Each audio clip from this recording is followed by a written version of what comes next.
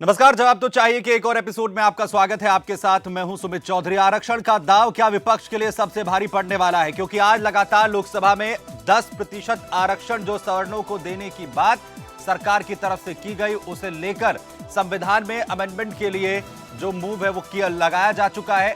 लेकिन सवाल स्थिति वाला ये कि विपक्ष के लिए ये ऐसी फांस बन गई है, ये ऐसी गले की हड्डी बन गई है जो ना तो उगलते बन रही है और ना ही निगलते।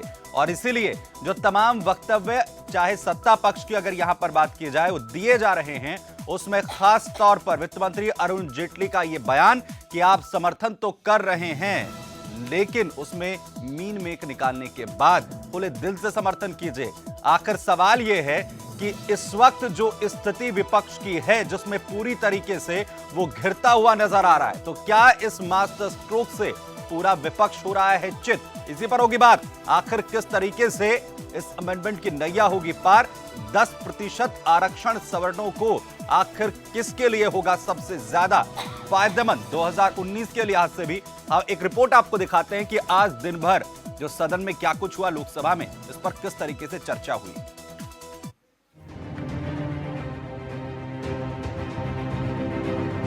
ये कोई वही व्यक्ति निर्णय ले सकता है जिसमें राष्ट्र के समग्र विकास की कल्पना हो। आज तक कांग्रेस ने नहीं लिया। जब प्रधानमंत्री ने कहा सबका साथ सबका विकास, तो लोगों ने मजाक उड़ाया। जब प्रधानमंत्री ने लाया ओबीसी को कानूनी हक दिया, तो कोई आज तक कांग्रेस नहीं लाया था, दूसरे लोगों ने मजाक किया। जब प्रधानमंत्री ने 3 तलाक महिला उत्पीड़न को लाया, तो भी लोगों ने कहा ये वोट बैंक है। जब प्रधानमंत्री 72 साल में जो चीजें नहीं हुई थी, जो गरीब थे, आज भी कई गरीब सवर्ण से आते हैं, उस पीड़ा को समझा। 2019 का चुनाव सर पर है। विपक्ष लगातार सरकार को घेरने के लिए तमाम हथकंडे अपना रहा है, लेकिन विधानसभा चुनाव से सबक लेकर मोदी सरकार ने सवर्णों को आरक्षण देने के लिए आज लोकसभा में संशोधन बिल पेश कर दिया, जिसके बाद से विपक्षी पार्टियों की नींद उड़ी हुई है, क्योंकि ये मोदी सरकार का ऐसा दांव है जिसका विरोध करना विपक्ष के लिए आसान नहीं और सरकार का समर्थन विपक्ष को मंजूर नहीं था। दरअसल हिंदुस्तान में आरक्षण को लेकर सियासत लगातार होती रही है। SC/ST को लेकर आरक्षण देने पर अपने कोर वोट बैंक यानी सवर्णों से नाराजगी का खामियाजा बीजेपी को चुनाव में उठाना पड़ा था। बीजेपी ने इसे सबक लेते हुए इसकी काट ढूंढने की कोशिश की, जिससे एक तीर 2 निशाने लगाने में सरकार कामयाब होती नजर आ रही है। एक तरफ तो सवर्णों की नाराजगी दूर होगी, वहीं लगातार विपक्ष के निशाने पर बीजेपी के इस दांव से विपक्ष भी चारों खाने चित्त हो गया है। पॉलिटिकल स्टंट कैसे, मुझे नहीं मालूम। स्वागत क्यों किया फिर आपने पॉलिटिकल स्टंट का? फैक्ट है कि रिजर्वेशन में एक वर्ग जो है वो अपने आप को प्रताड़ित महसूस करता है कि जैसे हमने कोई पाप किया कि हमारा जन्म एक जाति में हुआ या भिन्न जाति में हुआ। समाज के हर वर्ग को सबका साथ सबका विकास होना चाहिए और तभी देश तरक्की करेगा। हालांकि देश में आर्थिक आधार पर आरक्षण की मांग बार बार होती रही है, लेकिन इस पर कभी आगे नहीं बढ़ा जा सका। लेकिन सवर्णों को आर्थिक आधार पर आरक्षण से इस दिशा में शुरुआत कहा जा सकता है। हालांकि देश में आज जातियों को और आरक्षण को लेकर जिस तरीके के हालात हैं, अगर पूर्ववर्ती सरकारें इस ओर कदम उठाती तो आज जैसे हालात नहीं होते। हालांकि सरकार के लिए इस फैसले को लागू करवाना टेढ़ी खीर साबित हो रहा है, जिसके लिए आज संसद में जोर आजमाइश हुई। संविधान संशोधन विधेयक को पास कराने के लिए 2/3 सांसदों का समर्थन भी जरूरी है। लोकसभा के बाद इसे राज्यसभा भेजा जाएगा, जहां सरकार की असली परीक्षा होने जा रही है। सुदर्शन न्यूज के लिए जयदीप यादव की रिपोर्ट।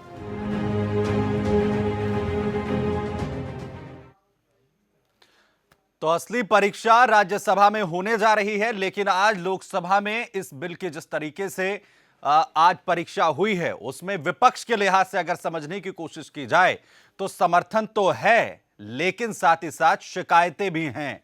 जिसका जिक्र खुद वित्त मंत्री अरुण जेटली ने भी किया। इसी पर चर्चा होगी, आखिर वो शिकायतें जो हैं वो कितनी वाजिब हैं। हमारे साथ खास मेहमान मौजूद हैं, उनका परिचय आपसे करा दें। हमारे साथ यहां पर सत्याबेन जी हैं, कांग्रेस की तरफ से हमें ज्वाइन कर रही हैं।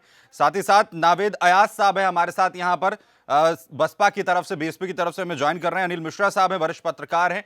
और कुछ ही देर के बाद जो है नीतू डबास भी हमें ज्वाइन करेंगी, बीजेपी प्रवक्ता हैं, उनके पास भी हम चलेंगे। लेकिन शुरुआत जो है मैं आपसे कर रहा हूं सत्याबेन जी, आखिर आज अरुण जेटली ने जिस बात को कहा कि मैनिफेस्टो में तमाम पार्टियां इसका जिक्र करती रही, हमने कर दिया, हमने उसको जो है प्रैक्टिकल कर कर सदन के अंदर रख दिया, तो फिर शिकायत किस बात की है?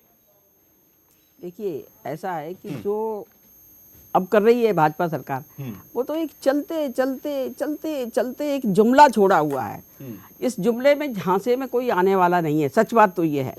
दूसरी बात ये है कि ये 4 साल पहले इनको क्यों नहीं याद आई, 5 साल पहले क्यों नहीं याद आई उनको, तब क्यों नहीं कहा? ये तो कांग्रेस सरकार भी ला चुकी थी, 10% सवर्णों को देने के लिए लाई थी, लेकिन उनको फिर सुप्रीम कोर्ट ने रोक दिया था।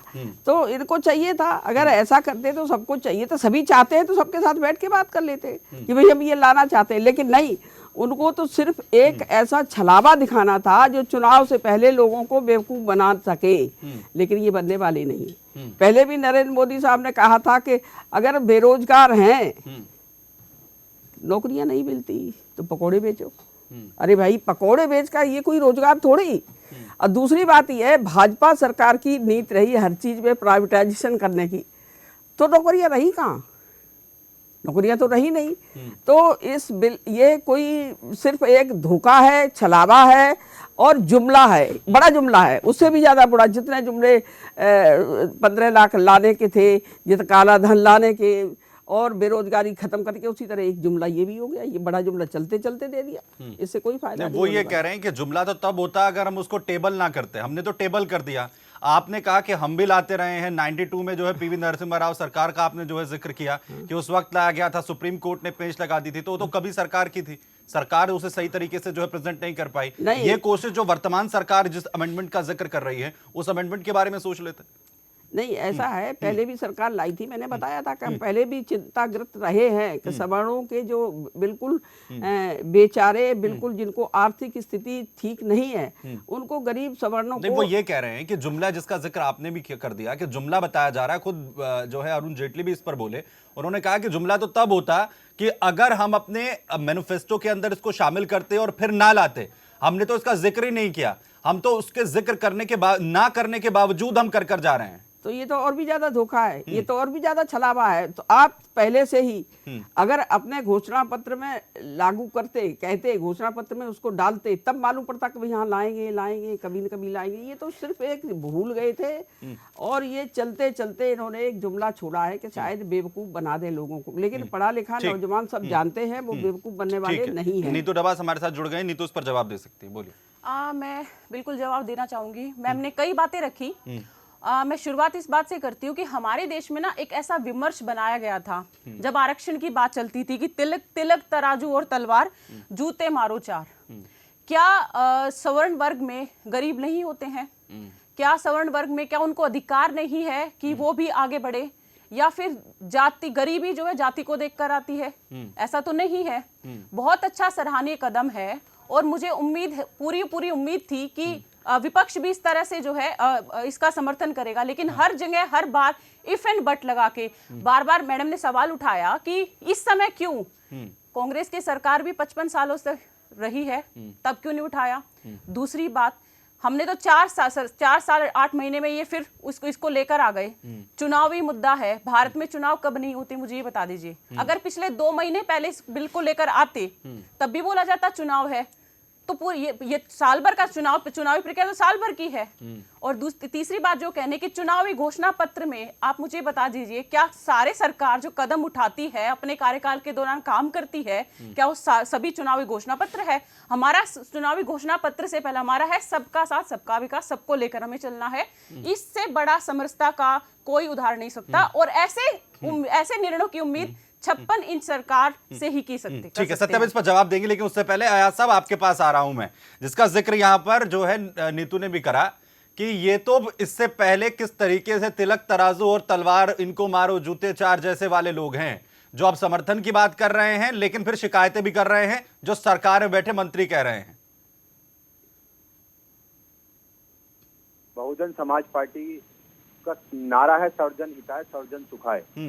जिसकी जितनी हिस्सेदारी उसकी उतनी भागीदारी के साथ 2007 से लेकर 2012 तक अगली जाति स्वर्णों को बराबर की हिस्सेदारी देकर बहन जी ने उत्तर प्रदेश में सरकार चलाकर दिखाई। और बहन जी आज भी अगर स्वर्णों गरीब और सामाजिक आधार पर और शिक्षा के आधार पर अगर पिछड़े स्वर्णों को, गरीब स्वर्णों को अगर सरकार कोई आरक्षण देना चाहती है, अगर उसकी मंशा में कोई वोट बैंक जैसी खराबी नहीं है, अगर उनके साथ छलावा नहीं है, तो बहुजन समाज पार्टी उसका स्वागत भी करी है। हमारी मुखिया का बयान आया है, बहुजन समाज पार्टी की राष्ट्रीय लीडर बहन कुमारी मायावती जी ने कहा है कि हम इसके पक्षधर हैं कि स्वर्णों को जो शिक्षा और सामाजिक स्तर पर जो लोग पिछड़ गए हैं उन्हें अगर उनका अगर आरक्षण देने का कोई विकल्प मौजूद है तो उस पर विचार किया जाए। लेकिन 2019 के चुनाव को देखते हुए, उनके जज्बातों से खेलते हुए, फिर वही बात मैंने जवाब दिया इस बात का। कब चुनाव नहीं होते, 2 महीने पहले बिल लेकर आते, तब आप कह देते कि मध्य प्रदेश और राजस्थान राज्यों में चुनाव है, इसलिए ये जो है नरेंद्र मोदी सरकार ने जो है ये निर्णय लिया। उससे 6 महीने पहले अगर हम लेकर आते तब भी आप कहते चुनाव कब नहीं होते। और दूसरी बात है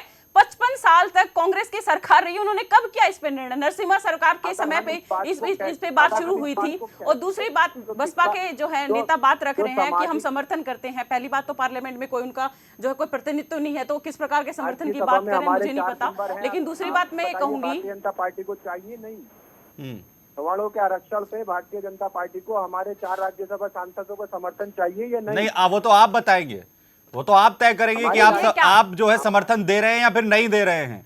वो लोकसभा का जिक्र कर रही हैं। हम तो समर्थन की भाजपा की प्रवक्ता अगर लोगों से ये कहेंगी कि ठीक है आप समर्थन नहीं दे रहे, सपोर्ट नहीं दे रहे, हर बात में इफ एंड बट लगा के खुलकर स्वागत करिए ना। नहीं सर, वो यही पूछ रही हैं। बहुत अच्छा निर्णय लिया है। आपने 2007 के बाद का जिक्र करा कि सर्जन सुखाय सर्जन हिताय की सरकार आप लोगों ने चलाई है, लेकिन इसके बाद जो है जो तमाम प्रतिक्रियाएं खुद मायावती ने सामने आकर दी, उन तमाम प्रतिक्रियाओं को लेकर जो इफ बट लगाया जा रहा है उसकी क्या वजह है? अगर यह कहा जा रहा है कि सिर्फ चुनावी लॉलीपॉप के तौर पर इसका इस्तेमाल किया जा रहा है, तो नीतू ये कह रही हैं इससे पहले पंजाब के चुनाव थे, उसके बाद कर्नाटक के चुनाव थे, गोवा के चुनाव थे, इधर उसके बाद 5 राज्यों के चुनाव थे। आखिर चुनाव का मोड इस देश में कब नहीं होता है? आखिर उस राज्य के साथ उसे जोड़कर बता दिया जाता। यह स्थिति थी और आप लोगों ने जो चीज कही वो हमने कर दी, उसे टेबल कर दिया। जुमला इसमें बचा कहां? में भी था, आप अपने फैसले का जमीन पर लागू करने का समय भी तो था। अगर आप सवर्णों, गरीब पिछड़े सवर्णों को अगर आप आरक्षण का लाभ देते, तो अगर आपका कोई विपक्षी दल उस पर ऑब्जेक्शन उठाता, जो समाज के जमीनी स्तर पर उसका कोई लाभ ले रहा होता, तो हमारे इफ एंड बट का कोई नुकसान आपको नहीं होता। लेकिन क्योंकि चुनाव में समय कम है, उसका जमीनी स्तर पर कोई फायदा सवर्ण को, अगली जाति के गरीबों को, पिछड़ों को, सामाजिक स्तर पर शिक्षा के 2019 के बाद भी तो वो सवर्ण ही रहेंगे ना, बड़ी हैरानी वो की कोटा बात तो है रहेगा ना उनका। अगर 2019 से पहले ये सेंक्शन हो जाता है, इस पर पार्टियां जो हैं वो जो है मुहर लगा देती हैं, तो रिजर्वेशन तो चाहे चुनाव अगर 2019 में हो रहा है तो वो सवर्ण तो रहेंगे ही, उन्हें कोटा तो मिलेगा ही, उन्हें फायदा होगा ही, सीधी सी बात है। उसमें सिर्फ ये बात कहकर कि नहीं 2019 में बीजेपी को फायदा हो जाएगा इसलिए हम समर्थन नहीं कर रहे हैं, तो ये चीज खुलकर आकर बोलनी चाहिए। वापस आऊंगा मैं नावेद साहब आपके पास। मिश्रा साहब, ये क्या ये तर्क संगत लगता है या फिर सिर्फ यही पेच है कि आप इसलिए लेकर आ रहे हैं कि 2019 में आपको फायदा हो जाएगा इसलिए हम समर्थन ना करें? इसको शिकायत के तौर पर क्या मान लिया जाए, एक्सेप्ट कर लिया जाए? बिल्कुल, देखिए राजनीतिक पार्टियां हैं और खासकर विपक्ष, तो वोटों का जो एक ध्रुवीकरण होता है या वोटों को जो अपने समर्थन में लाने का प्रयास होता है हर राजनीतिक पार्टी का, तो अपने अपने ढंग से अपना अपना प्रयास करते हैं। उसके लिए बहुत सी राजनीतिक चालें या कूटनीतिक चालें चली जाती हैं। तो आज वर्तमान समय में जो भाजपा ने एक, जिसको हम लोग कल भी बहस कर रहे थे, एक मास्टर स्ट्रोक, एक ऐसा स्ट्रोक चला है, ऐसा दिया है कि अब ये विपक्ष की जितनी भी पार्टियां हैं, ये सच है कि उनके गले में ये जाके फंस गई है। न वो उसको बाहर कर पा रहे हैं, न उसको निगल पा रहे हैं। आरोप प्रत्यारोप समय को लेकर निश्चित हो रहा है, क्योंकि खुलकर इस बिल का कोई विरोध नहीं कर सकता। नहीं कर पा रहा है। बिल निश्चित रूप से स्वागत योग्य है। बिल में जो एक भावना छिपी हुई है, जैसा कि मोदी जी का और मोदी जी की पूरी टीम का हमेशा रहा है, सबका साथ सबका विकास, वो अंदर क्या है बाहर क्या है मैंने, लेकिन जो ये 4 शब्द कहे गए हैं उस शब्द को ये पूरा करता है। लेकिन सुमित जी, जैसा कि चाहे कांग्रेस हो या बसपा हो या सपा हो या विपक्ष पूरा सदन में, आज अभी मैं भी देख रहा था, तो जिस ढंग से विरोध की एक जो एक बात सामने निकल कर आ रही है, ठीक है 5 साल आपको सरकार को मिलते हैं काम करने के लिए, उस 5 साल में आप कभी भी कर सकते हैं, लेकिन समय की जो एक दायरा होता है, जैसा कि अभी भाजपा की प्रवक्ता कह रही थी कि भाई हम लाएं, इसमें आपको आपत्ति क्या है? बिल्कुल आपत्ति इस बात पर है कि एक तो सच है कि अगर आपकी भावना थी, आपका कुछ ऐसा प्लानिंग था, तो पिछली बार जब सदन चल रही थी उसमें ले आ लेते, 6 महीने पहले ले आते, साल भर पहले ले आते, नहीं ले आए कोई बात नहीं। अगर ये अंतिम सत्र जो इस पूरे लोकसभा के 5 साल के कार्यकाल का अंतिम सत्र चल रहा है, उसको भी चलते लगभग 1 महीने होते जा रहे हैं, और जब सदन के आज अंतिम तारीख बचती है, तो उस दिन आप 1 दिन पहले अगर ये कैबिनेट में पास करते हैं अचानक, और कैबिनेट में पास करके और आज उसको आप चर्चा के लिए पेश करते हैं, फिर राज्यसभा की 1 दिन कार्रवाई करनी पड़ती है, तो निश्चित रूप क्या से ये लास्ट टाइम पर इसलिए लाया अधिकार गया कि मिलता है। विपक्ष जो है वो इस बाउंसर से चित हो जाए? नीतू,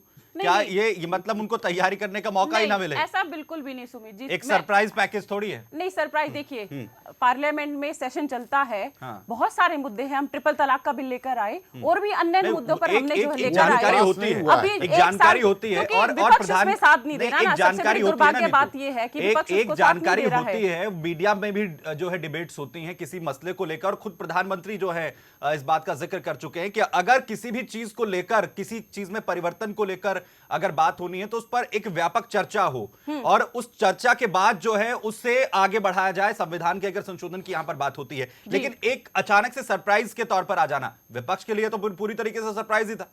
नहीं, विपक्ष के लिए सरप्राइज, वैसे हम जिस भी अच्छे मुद्दों पर, हम जब भी मुद्दा लेकर कोई भी बिल लेकर आते हैं, उनके लिए हर बार सरप्राइज का काम होता है। ये बिल लेकर आए हैं, बहुत अच्छा उद्देश्य है, सवर्ण लोगों को आरक्षण देने की बात कही गई है, विपक्ष को इसको समझना चाहिए और अपना पूरा समर्थन देना चाहिए। इफ एंड बट लगाने की तो बात नहीं है, आज नहीं लाए, कल नहीं लाए, परसों नहीं लाए, कब लाए, क्यों लाए, ये सवाल मुझे लगता है वाजिब नहीं है इस प्रकार कि आप कब आपको चर्चा नहीं। 16/4 का जो है इसमें जो है आरक्षण में इसमें जो है संशोधन किया जाएगा, उसके बाद जो है इसको आगे बढ़ाया जाएगा, राज्यसभा में इसको पेश किया जाएगा। आज एक छोटे से ब्रेक पर मैं जा रहा हूं, उसके बाद सत्याबेन जी से जवाब लेंगे यहां पर, क्योंकि यह कहा जा रहा है कि अभी हाल ही में जो राज्यों के विधानसभा चुनाव हुए हैं उसमें जिस तरीके का झटका यहां पर बीजेपी को लगा, ये उसका डैमेज कंट्रोल है। इसी पर जवाब लेंगे, छोटा सा ब्रेक ले रहे हैं, वापस लौटते हैं।